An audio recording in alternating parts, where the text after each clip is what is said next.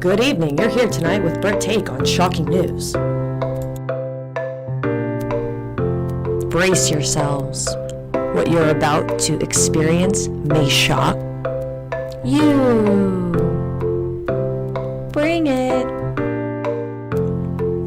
It's amazing to say, but deafblind people are just like you and me. They're human beings.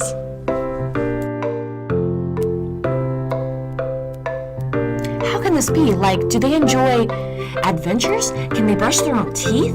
Can they ride a bike? What about surfing? Wait, they can't really surf, can they? Check out this woman. She's a deafblind surfer. People often wonder what deafblind people like to do for fun. Well, their interests and hobbies are quite similar to yours and mine. They enjoy riding bikes and acting with friends and even just sitting back and chit-chatting about the latest gossip. So, hold on to your seats and stay tuned for what's ahead. So they're human beings who deserve to experience life through their other senses. But can they communicate? If you said yes, then you're right on track. There are many different ways to communicate as a deafblind person. Climb aboard and let's learn how deafblind people communicate with others around the globe.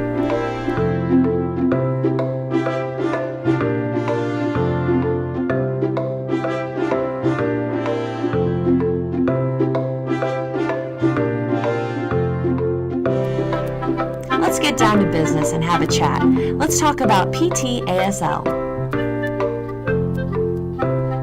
PT-ASL, Protactile ASL, was created by deaf people for deaf people with the inspiration to bring together a community, to build trust, to build connections, and to build relationships. Protactile ASL borrows portions of ASL to create an adaptive language useful to people who rely on touch for communication. It's a method, philosophy, attitude supporting deafblind people and their community. It's pro-touch, pro-responsibility, and pro-experience. So some of you may still be wondering who deafblind people communicate with. Deafblind people communicate with teachers, supervisors, co-workers, cashiers, students, pets, family, friends, humans, other deafblind people, and simply anyone they want to talk to. SSP, Support Service Provider. Let's talk about their role within the deafblind community.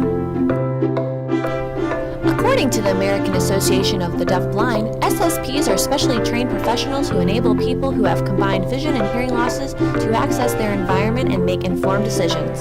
They provide visual and environmental information, sighted guide services, and communication accessibility. SSPs truly are a wonderful addition to the support system through their ability to convey visual information to the consumer. An SSP does so much more than facilitate communication. They become an advocate and a supportive team member who offers access to living in a visual and auditory world. Deafblind people utilize SSP services for tasks that may be challenging on their own. Acting as a guide, an SSP can assist in transitions from sitting to standing, walking to stepping off curbs, opening and closing doors, and going up and down stairs. Oftentimes, people are puzzled by the simplest things. While learning to become an SSP, students, including myself, have stared at doorways with confusion of where to begin, overanalyzing the process of opening the door. Remember, the SSP always guides the deafblind person through first, never shoving the deafblind person over the threshold. Communicating with a deafblind person, it's important to remember the 4 cardinal rules.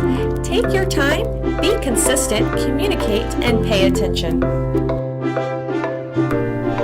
Remembering the 4 cardinal rules, you'll know to take your time, accept that fewer tasks can and will be accomplished. Guiding with a consistent pace helps the deafblind person know what to expect from the experience. Communicate before you start a new task. Be attentive to detail and your surroundings, especially while guiding a deafblind person. While interacting with deafblind people, enjoy slowing down to their pace by appreciating the little moments. Give yourself grace, laugh a little louder, and most of all, have fun. A special shout out to all the students in CM. Thank you for creating a wonderful learning environment. created using Powtoon.